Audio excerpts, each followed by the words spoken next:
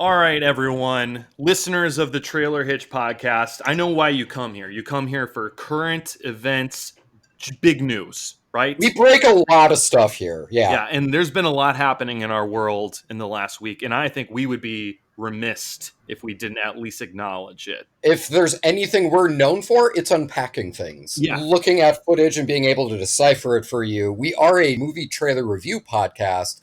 That said, I mean, like, you come to us for our minds. You know, we'll be able to parse things for you. James, what's the big news now?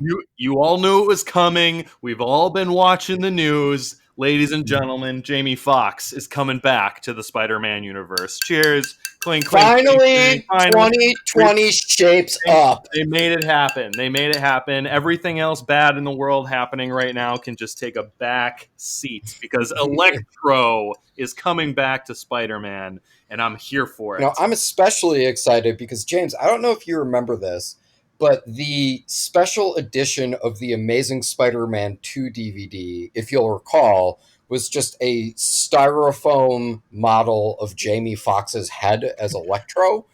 And I have that in my room right now. So this is a completely true story. I was working a particular job, and across the hall from us, there was an office where all they did was make the packaging for DVDs. And so we were talking to them. And of course, when DVD packaging comes up, you got to go with the simultaneously best and worst DVD packaging of all time, the Electro head. And they went, oh yeah, we made that. And then all of a sudden brought out a box. And then they went, do you guys want it? Of course we said yes. And then I kept it. And honestly, if the trailer is good and I go and see the movie, I promise you, Trailer Hitch listeners and James, I will go see the movie holding the Jamie Foxx Electro head. Trailer better be good. They have to impress us, just like these 3 trailers are going to have to impress us tonight. Isn't that right, James? We got 3 trailers to talk about. We have Bad Hair. We have Sound of Metal. And both of those, admittedly, pretty heavy.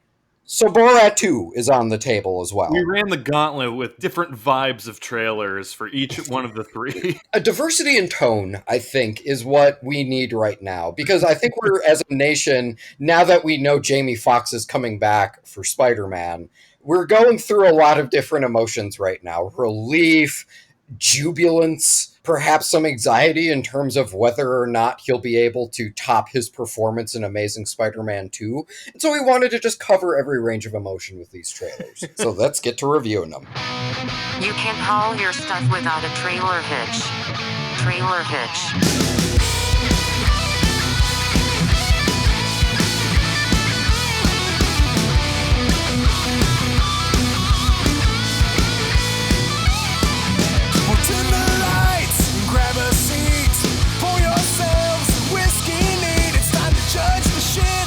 Future releases by the movie trailers.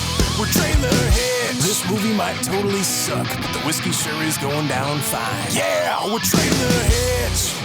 Did Jamie Foxx's Electro have a catchphrase? Oh, for sure. Yeah, he said he would walk into a room and he would just be like, "I'm shocking, zap," and he'd get you. Maybe zip, zap, zop. Like, maybe that was his thing. That's where improv came from. Okay, zip, zap, zop, snap, crackle, pop. Yes, and blah, blah, blah. Yes, and hi. Welcome to Trailer Hitch. I'm Kevin. I was going to do a bit. You could still do a bit. Improv doesn't have time for failed bits. You got to move on. Maybe there could have been something there, but we'll never know. This is Trailer Hitch. Just like how many licks it takes to get to the center of a Tootsie Pop, the world will never know. Anyway.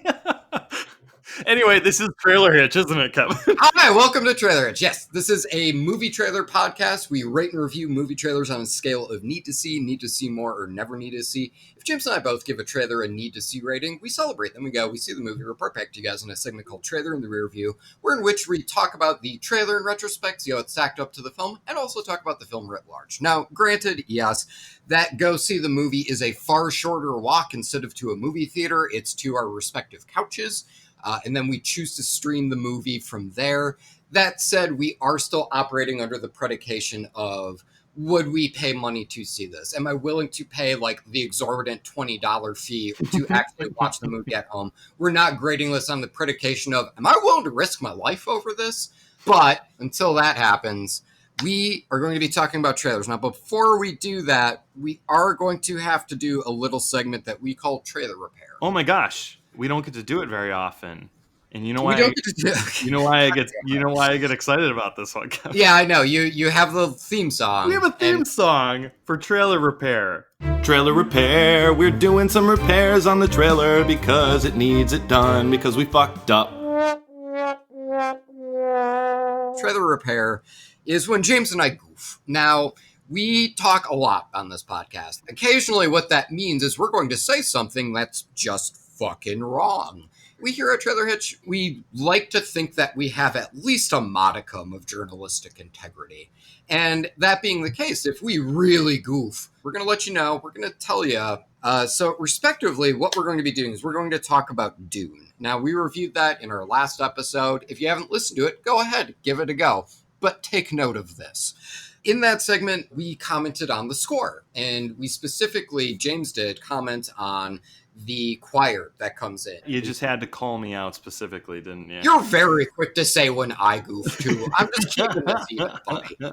Yes, we were talking about the score, talking about the choir, and we were like, yeah, it's really great because it's original. It's not like a cover of a pop song or a rock song. We specifically made fun of how Nirvana is in every goddamn trailer. However, it has come to our attention that, to the contrary, that choir was absolutely singing a cover. Now, that is a cover of a Pink Floyd song. I'm actually going to look it up right now, just so that way I know. Oh, it's off of Dark Side of the Moon. That's why people were so excited about it. That Dark Side of the Moon, James, that's the one where it's the triangle and then the rainbows. I know what it is. Everyone. Okay, yes, you're right. I'm sorry. You have smoked weed at one point. You know what? Dark Side of the Moon is. Now, I don't remember saying that out loud. But in retrospect, goddamn it, Hans Zimmer, why couldn't you just write an original song with your sweet choir? How dare he? How dare he? How dare he? But also, how dare us? Because we did not know that that was the outro to one of the best-selling albums of all time. That's our bad. You know what I like about this goof, Kevin, is that to explain the trope that trailers do, you're calling out the Batman trailer for using a Nirvana song, which is insane to me. And now, Kevin, I get to put Robert Pattinson on our YouTube image because we just talked about the Batman again. And that's how that works. Now we'll get a bunch more listeners. I just want us to succeed on our own merit, okay? Like, I don't want people to click and be like, ooh, are they talking about the Batman? No, we're not. Like, we did not. The ones that cracked the Riddler cipher in 24 hours. Like, we're movie trailers. We're going to be talking about another one because we do have another trailer to repair. James. This next one is for Welcome to the Bloomhouse. Now, this was an anthology trailer, but this wasn't a series of short films compounded into one film. This was Blumhouse basically trying to advertise 4 or 5 movies at once. And James and I both, and we still stand by this, think that wasn't a great idea because we couldn't necessarily distinguish one movie from the other, and it basically just played as this montage soup. We commended them for trying something different, but we're also like, I guess that's why people didn't try that before. So while we were reviewing it, James and I made it a big point to say, I don't even know where this is dropping. What streaming service is this even? They didn't even say that. So it's come to my attention that the first goddamn thing you see in this trailer is an Amazon Prime logo. Granted, the general point we were trying to make in saying that was it was such a jumbled trailer that threw so much at you that we thought that it was pretty hard to like really have anything cement in one way or the other. But that said, I will admit, sure, the first 2 to 3 seconds should cement with me, usually, regardless of context. And so I just wanted to come forward and say, hey guys, I goofed. That's my bad. James, anything to add to that? Yeah, I mean, I'm not going to apologize because why would I apologize for being human, Kevin? You can keep striving for perfection. I'm just going to be fallible, man. I do think to err is to be human, and you actually erred just there. It's fallible, not fallible. So I'm proving my point, baby. I know, and that's what made it worth saying. Usually it's just kind of like, oh yeah, I mean, like, who cares? But I was like, oh, no, in this context, you have to be the grammar dick. And so, yes, those are 2 full trailers repaired. And now we can finally move on. Now we can talk about other trailers with cleansed souls.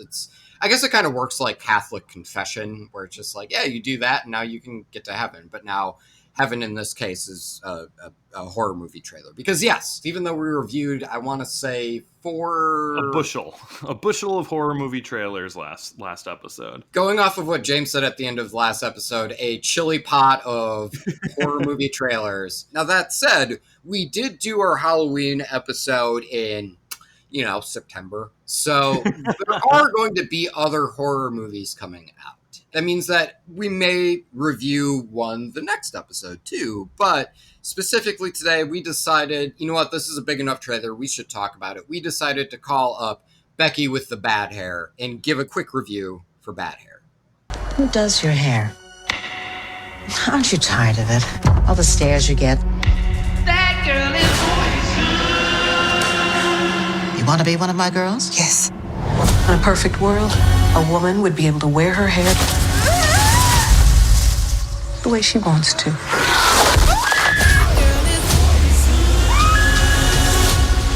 Damn, that took a turn.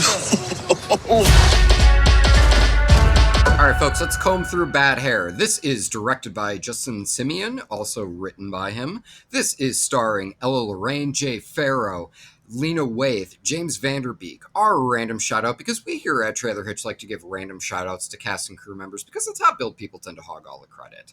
So we are going to shout out, of course, Cheyenne S. Banks, who is the key hairstylist on Bad Hair. Hey, Cheyenne, don't listen to that title. We think you did a great job. Anything but Bad Hair from Cheyenne, for sure.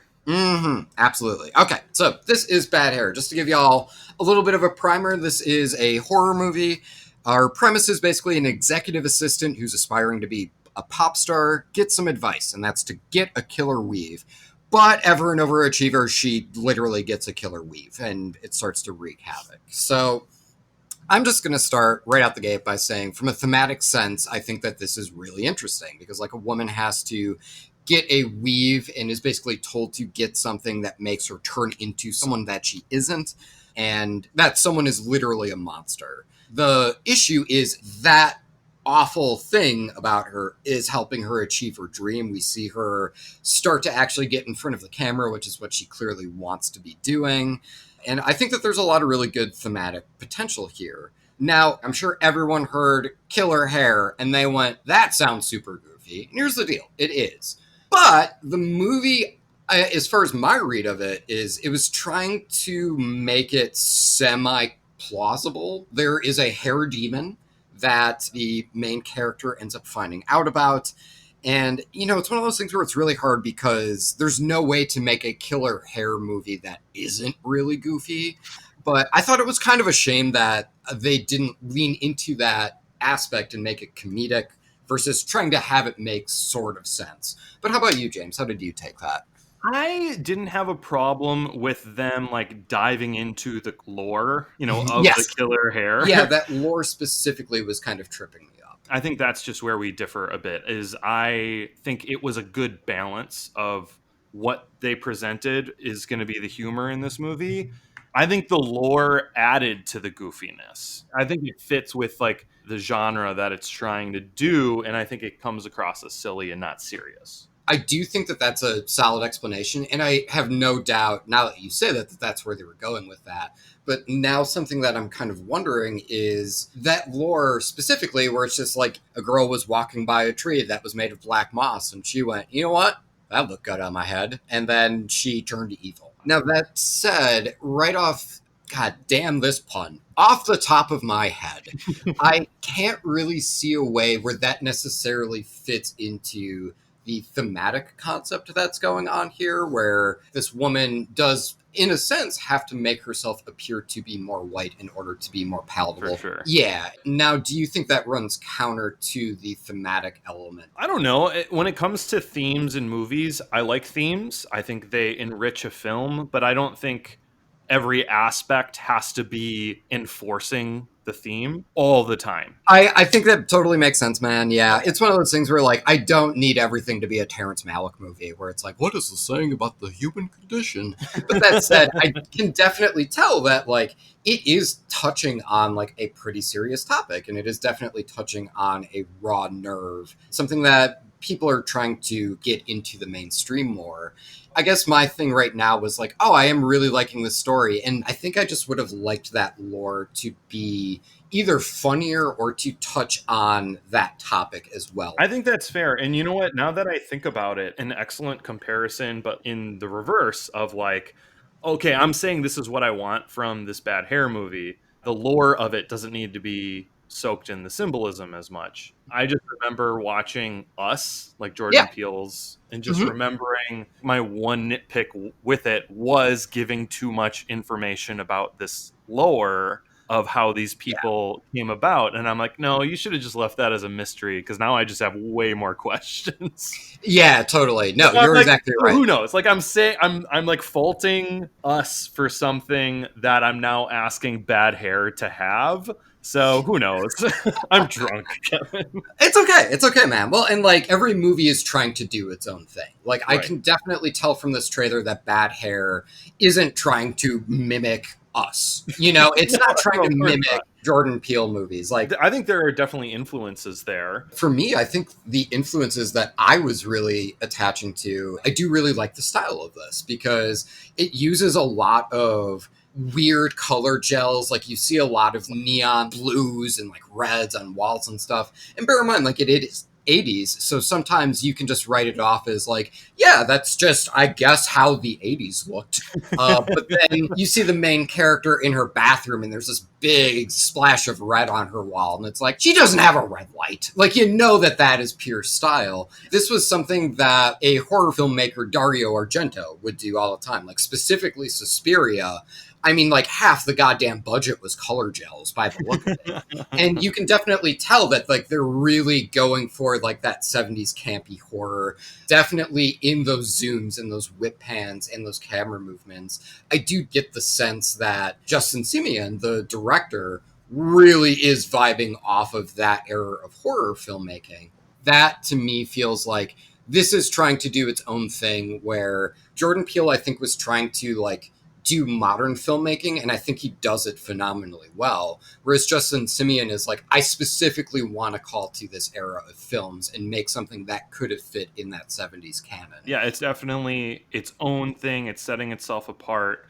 And when we're saying like it's influenced by, that could be in a multitude of different ways. It doesn't have to be visual, and this one definitely isn't. It's its own visual style. Yeah, and that in of itself I do think is exciting. I do think that all the actors are playing this really well. I will say, from a sound design thing, because we were talking about trailer tropes and songs and stuff, we have hit a point where making the spooky version of a song is now starting to become a trailer trope. And I think I like just realized that now with Spooky Poison, especially because it's trying to emulate 70s horror. Give me like that big foreboding John Carpenter synth score. That's fair. I feel like that might have fit better with the tone that's present visually. Horror Poison definitely feels more like something that I would see from like a Jordan Peele trailer. I know I just like got done being like, this is different from that. Now I'm like, well, but in this aspect. But I guess I didn't really clock it as like a spooky version, but granted, I haven't thrown in my, compact disc and listened to the Poison track. From memory, it sounded like just the normal studio recorded version. I don't really know how they spookified it. Yeah, they do add like a lot of echo, especially like to the end of like, the girl is poison. Look, I'm nitpicking. I don't need to be spending this much time on this. I mean, to bring up Jordan Peele, it's like what they did with 5 on it, where it's like, yeah, that's the song 5 on it, and then all of a sudden it's like, now we're gonna get in some scary strings. And I think for us, obviously with us, it's really iconic, and like I think it works really well for that trailer.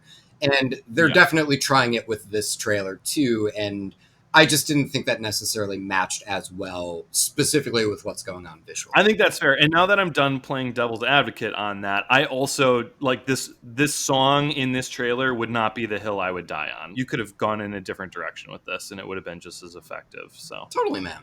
Okay, well, James, would you give this a haircut? What do you say to it? This is a need to see it for me. I think it had all the aspects of something that just felt new and fresh indifferent, possibly silly, possibly scary, and just wildly interesting. And throw me in that salon chair and strap me down. I'm ready. Okay. Well, here's the deal. So I'm going to make an appointment at that salon, but for right now, I am at a need to see more with this.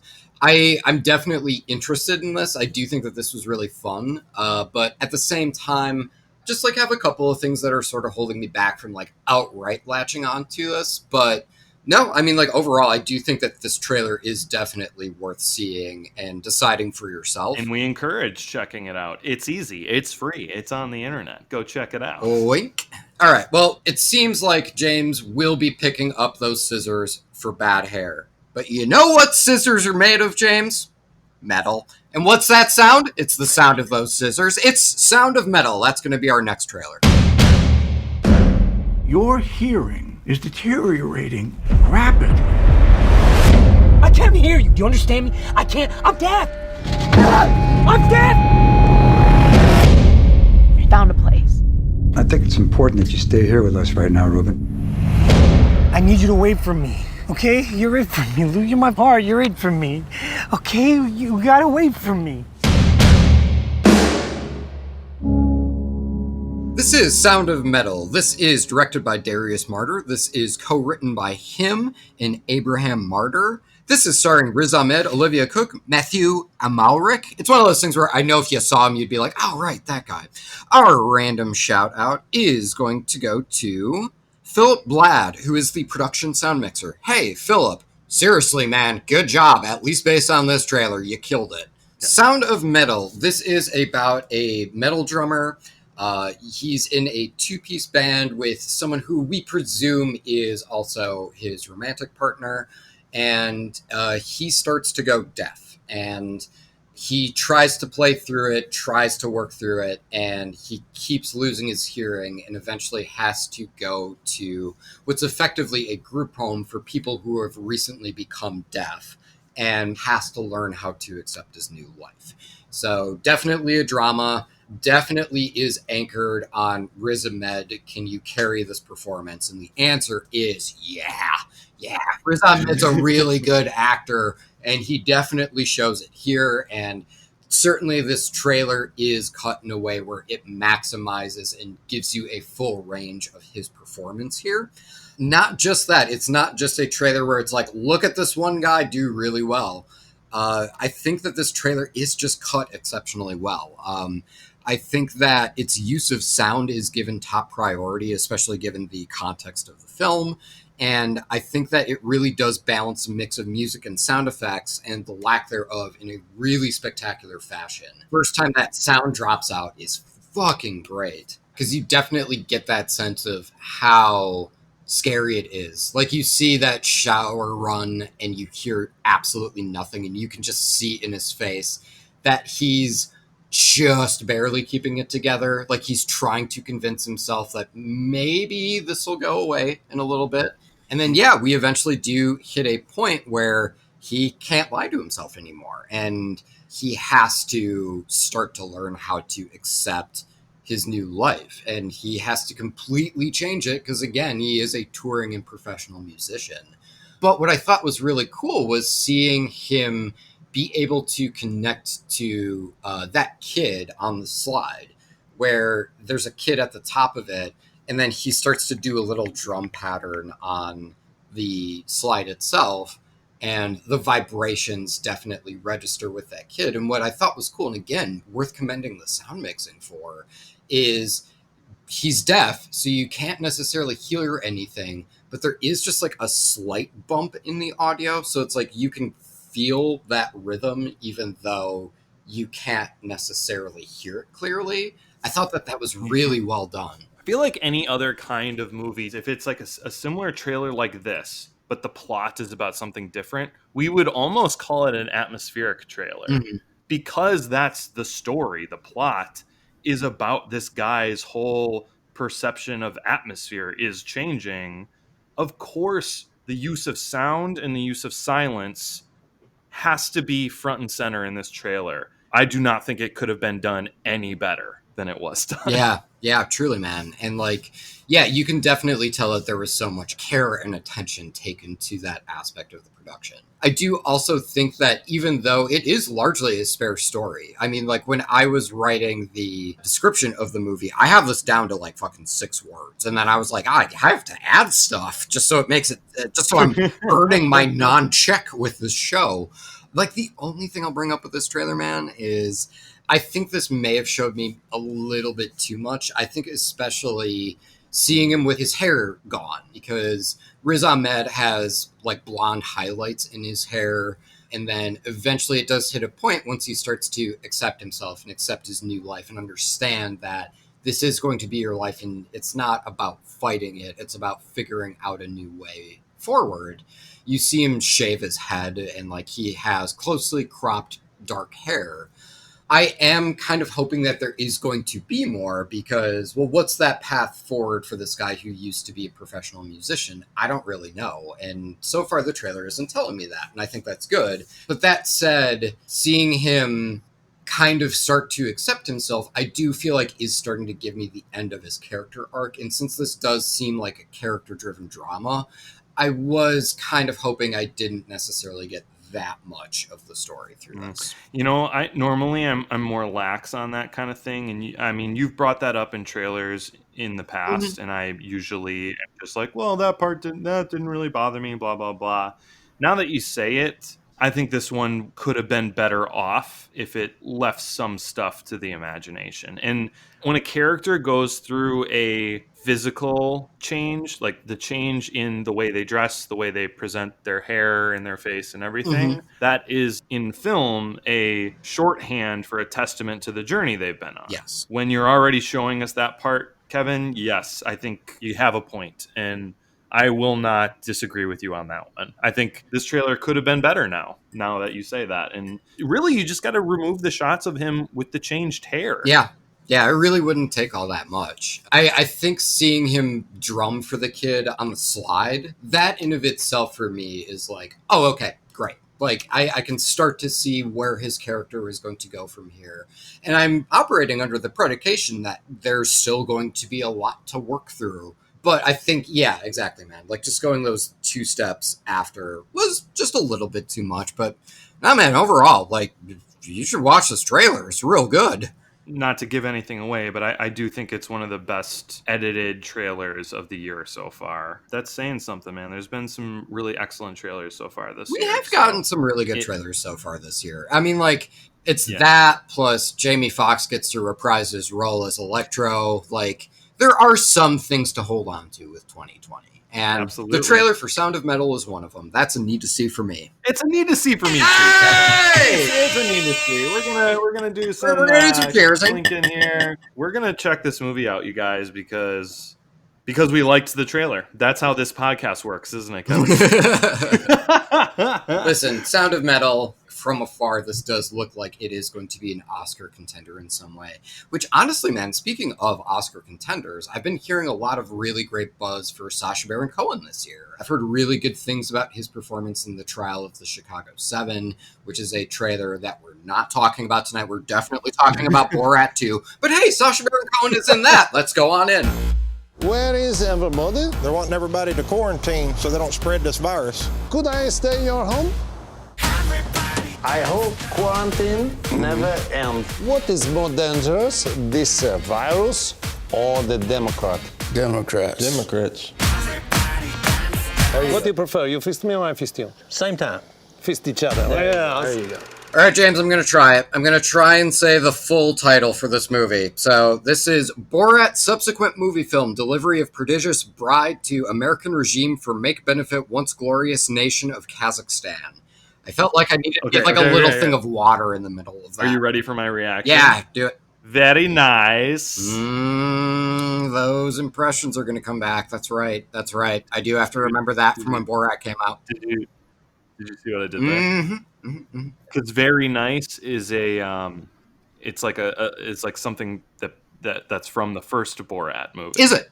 I mean, I wouldn't know. I've never fucking seen it. I don't believe you. All right, this is directed by Jason Woliner. This is co-written by Sacha Baron Cohen, and you know what? there's like 10 people that wrote this, and usually that's my excuse to say never mind, but you know what? I want to give you all your due. So Peter Bainham, Jenna Friedman, Anthony Hines, Lee Kern, Dan Mazer, Erica Rivanoha, Dan Swimmer, Nina Pedrad, and Nick Coriorsi. Hey, good job to all of you. This is starring Sacha Baron Cohen. I can just tell from looking at the IMDb cast, some of this is probably going to be spoilers, so I'm just going to say Sacha Baron Cohen is in it.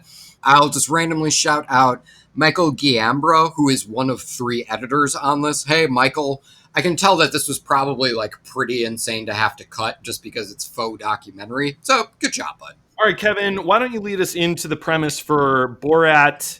Okay, I'm just going to call it Borat 2. They made Birds of Prey and the Fantabulous Emancipation of One Harley Quinn look like child's play, Kevin. Dude, I completely understand. You call it Borat 2. That'll be my challenge. I will try and say the full title every single time. Please don't. I'm editing this. Yeah, okay, fine. Mercy.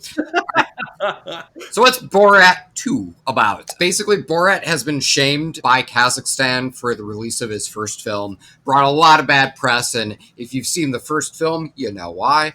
And so he decides to give it another go, and he heads back to America during, respectfully, I'll call the boiling point of the nation. So he is coming in the middle of the coronavirus pandemic.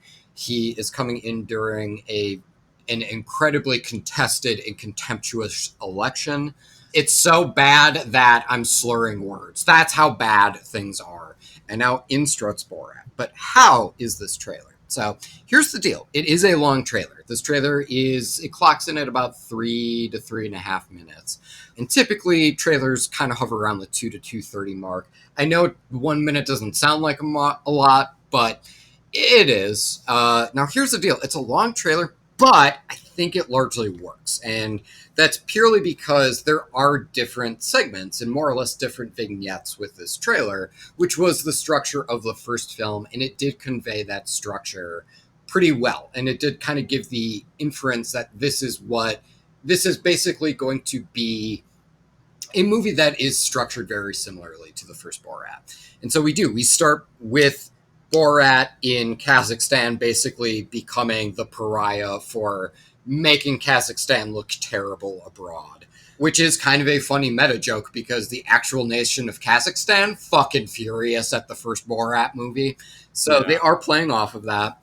But then we immediately do a setup for Borat now in America where everyone recognizes him. So he has to wear disguises, which absolutely makes sense. We then get the setup for his daughter, and we add another character in the mix, which I think is actually like a really welcome touch, just because then that way we can get some like different jokes in there. And I'm specifically going to be talking about the abortion stuff later, so buckle up.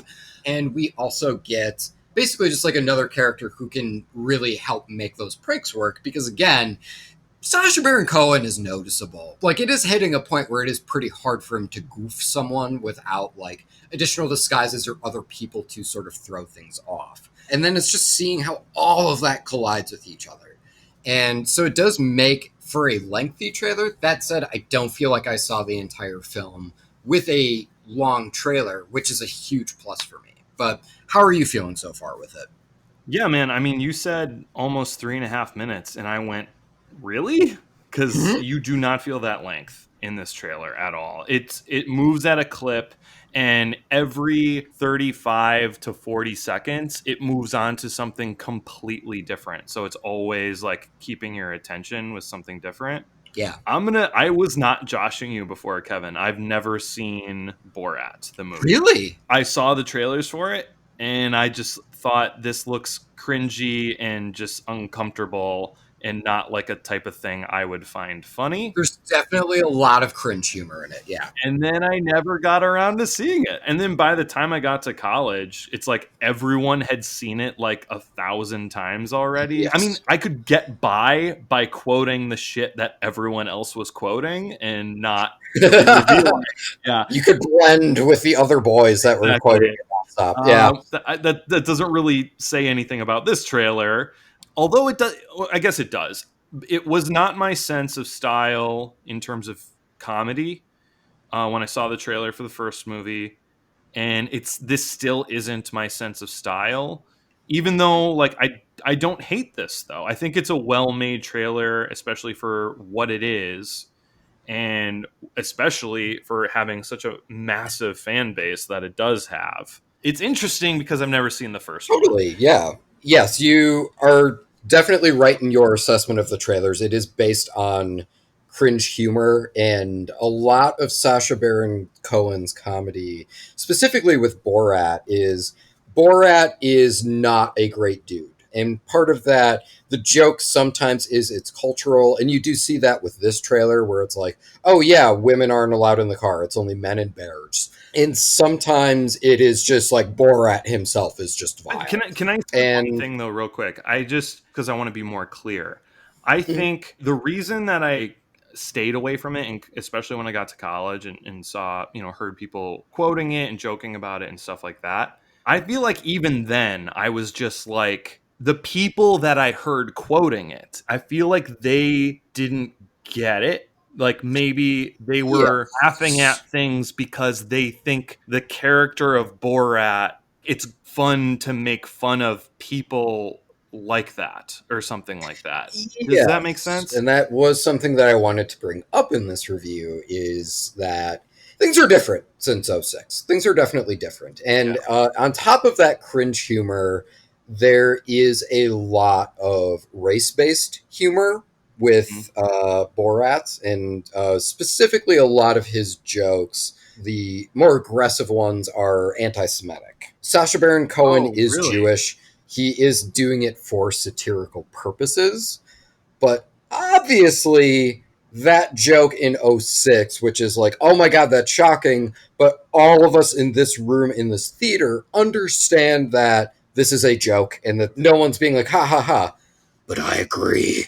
And now in 2020, unfortunately, we don't have that benefit of the doubt anymore. And so it's one of those things where that was something that I was kind of keeping an eye out for, is, are we going to be doing those sort of jokes again? Because I'm not really sure how or if that's going to play now.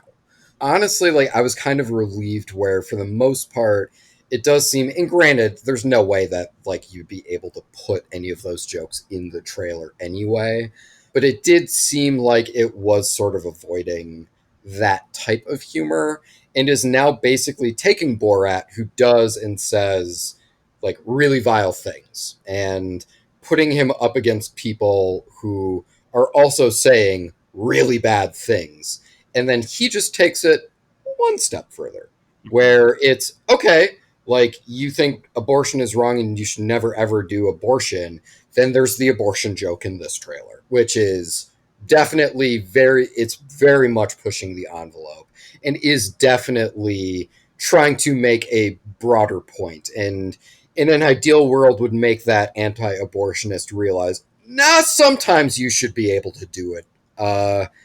And that's kind of what it's going for. And so I do think that from a satirical purpose, this is hitting its mark largely. Now, bear in mind, there is definitely humor in here that doesn't really work for me. I never really found Borat wearing incredibly skimpy clothing all that funny, and that happens a few times in this trailer. Right. And doesn't really hit for me. That's not really what I'm gravitating toward here.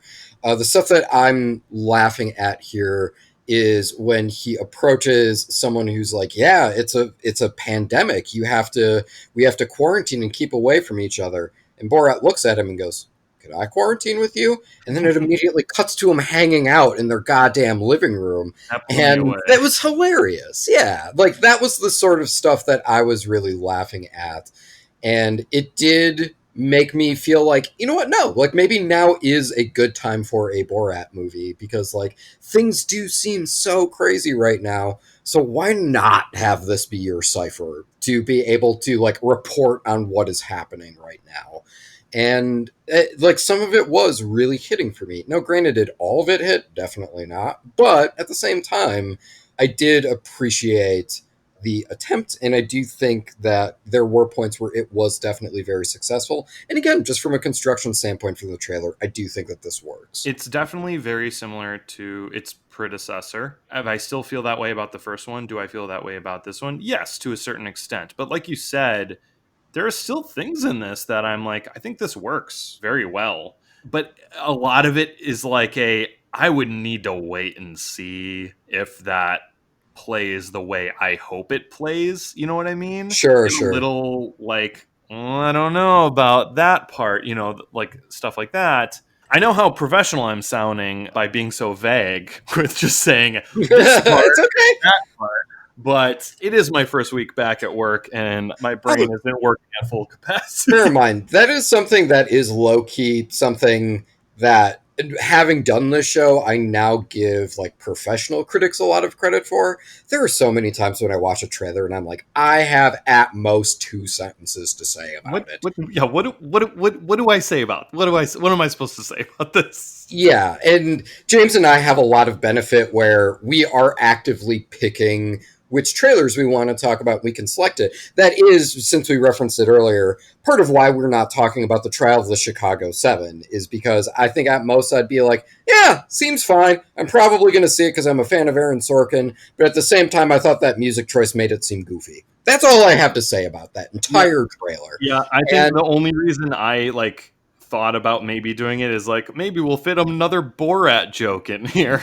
Basically, yeah. And then we could just if our third trailer was Bad Hair, it would just be like, and I'm presuming Sacha Baron Cohen plays that chair. It's one of those things where we can pick and choose what we want to talk about, so we're able to say a little bit more.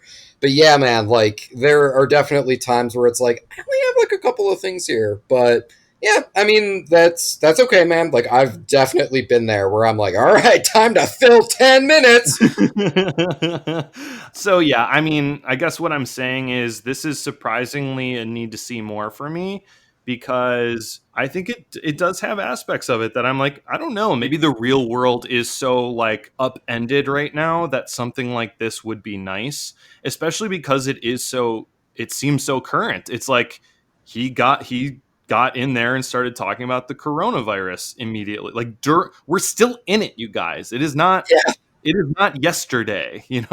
This is still happening, and there's already a movie about someone exploiting the way people think about possibly the coronavirus or the political climate that we're in and all that stuff. So I think a lot of credit needs to go there, which is why this gets a need to see more for me. But like I said, the humor is still not usually my type of tea. So we'll see. That's totally legit. And yeah, it's one of those things where, so back in 2006, a big thing with Borat, and especially with that cringe-based, definitely envelope-pushing humor, a lot of the intent there was basically just trying to show the cracks in America. It was trying to show and goad people into saying genuinely really horrible things on camera, so that way we could step back and basically be like, why are you laughing at this weird Kazakhstani dude? Look at how messed up this country is.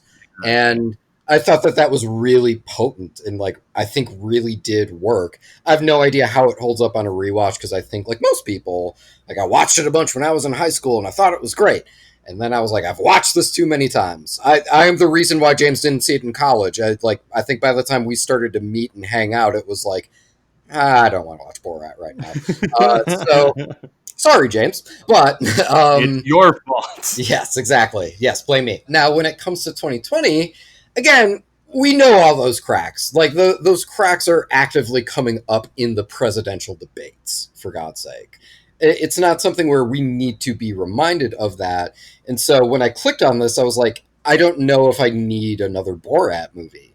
And then once I watched this, I went, no, this is actually working. I think Sacha Baron Cohen and team were able to find a new path forward for that character that still definitely keeps to looking at how fucked up everything is, while at the same time being able to do it in a way that feels unique and fresh to that character. Yeah. And I think that takes a lot of chops. And again, just the inherency of it's a 3-minute trailer and it flew by as quick as it did. It's paced so well. And again, I don't feel like I watched the entire damn thing, and that's very rare for long trailers. So I know, right? on those merits, for me, this is a need to see, and wow, I'm cool. definitely going to let you know how this ends up playing, because there's a chance that I might watch the movie and be like, nah, this is not the time for this goddamn movie right now. But the trailer does make me really hopeful. Well, is this going streaming, or is this something Aha! else? James, my man, my buddy. This is where it's my time to shine. I can finally truly atone for my fuck up with Welcome to the Blumhouse, because I paid attention to the first few seconds of this trailer, so I can say, James, it's going to be streaming on Amazon Prime. Oh my gosh. Okay, cool. I love it. And like I said, it's a need to see more for me. So if another trailer can like really emphasize that, you know, we are going to be, I don't know what, I don't like, it wouldn't emphasize anything more than it is, which is putting America under a microscope. It's like, yeah, we know that, like, that's what it is. So I don't know if it could win me over with another trailer, but I don't know. That's my rating. Totally, dude. Yeah, that's legit. Okay, well, that was your rating. But hey, listener, what's your rating? Why don't you go ahead and let us know via any method of contact with us? Say you wanted to write an email to us. Good news, you can do that. If you just send an email to trailerhitchmailbox@gmail.com, we'll give that a read on that show with your permission, of course. But if you're like, well, I happen to be on Facebook right now, is there a page or something I can look at? Good news, the answer is yes. Just search Trailer Hitch in Facebook. You'll be able to find our page there. Otherwise, if you want to tweet at us, good news, you can do that at Trailer Hitch Pod. Otherwise, if you want to take a picture and send it to us, you can do that at Trailer Hitch Podcast.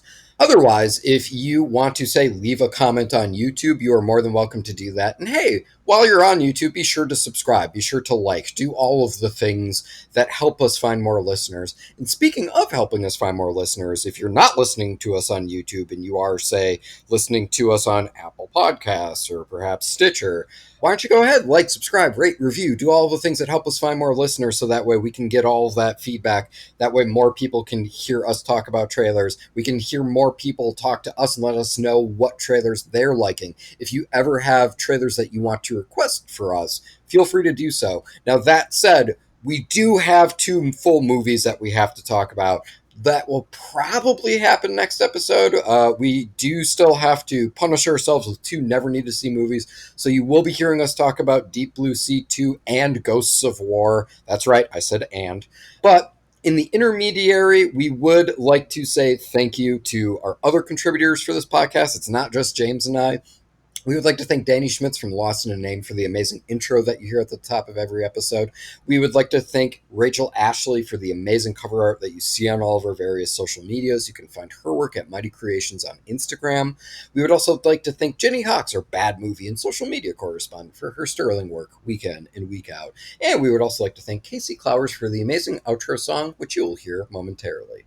Unless, James, do you have anything to add? Yeah, just that very soon that our bad movie correspondent and social media manager and roommate of mine, Jenny, will very soon be my wife. Okay, thanks. I'll be here all week. Thanks, everyone. You did Okay. it! You did it! Trailer Hitch. Right. Like, do you remember the news? There would always be, like, news segments on local news where it's like, look, this class of kids is, like, looking to see how many licks it takes to get to the center of a Tootsie Pop. And all those news segments were complete and utter failures because they'd never fucking tell you how many licks that kids ended up finding out. Yeah. Yeah, no, I actually lived in a real city, Kevin, so the news had actual important things to talk about.